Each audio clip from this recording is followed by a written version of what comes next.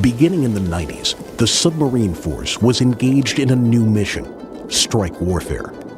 Submarines stationed in the waters near the trouble spots of Kuwait, Iraq, Serbia, and Bosnia joined air and surface naval forces to fire deadly accurate cruise missiles to targets far inland. The USS Miami, a fast attack submarine, made strikes against Iraq during Desert Storm and against Serbia, firing more cruise missiles than any other submarine. Those missions generated mixed emotions for the crew. There's a lot of tension. There's a lot of people that didn't like the idea of what we were going to do. And, I had to agree. I said, well, I'm not really thrilled about this either, but this is what we've been tasked to do. And so, in a way, that was actually a good feeling to know that we didn't have a bunch of guys out there cheering and whooping it up that we're going to go off and do what we've always been trained. There was a lot of pride, I think, that we were going to do it and that we were going to execute the mission, but there was no arrogance, there was no unprofessionalism. The days of saturation bombing and shelling to take out a precise target had begun to end, and potential aggressors knew that United States naval power remained just over the horizon, and maybe closer, under almost any sea in the world.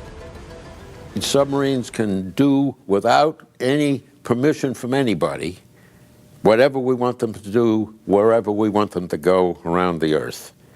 With satellites, with the ability of aircraft, imaging systems, radars, and with everything else, I think you'll find that one of the most opaque areas of the world that will continue to exist long into the distant future will be the oceans. So you can make your own calculation as to whether you think submarines will be important in the future.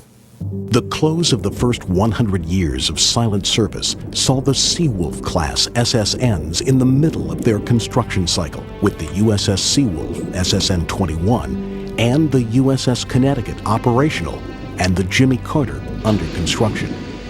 Construction of the newest attack submarine class, the Virginia class, was just beginning, with the keel of the Virginia SSN-774 having been laid on the 2nd of September, 1999. Whatever the future of the United States and its Navy in the 21st century, one thing is certain: the submarine force will continue to be a cornerstone of the country's national defense. New weapons, tactics, and technology will continue to make the stunning leaps that have propelled the submarine force to the forefront of naval power. An example is Naval Undersea Warfare Center's concept of submarine-borne unmanned underwater vehicles, also known as MANTA UUVs. These UUVs are conceived to be capable of completing complex operational intelligence gathering, offensive or defensive missions which may be too hazardous for a manned submarine, or which may be conducted in water too shallow for safe operation of their mother ship.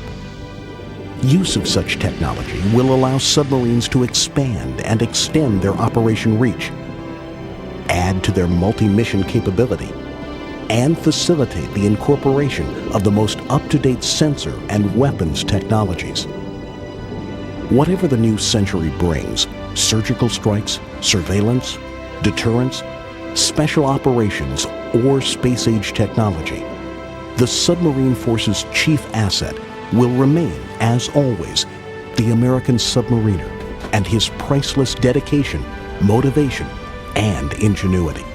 We are, very confident in both our abilities and the ship's abilities to carry out any mission that we need to. You're proud of yourself, you're proud of your uniform, you're proud of the ship, you're proud of the, how you conduct business on a daily basis.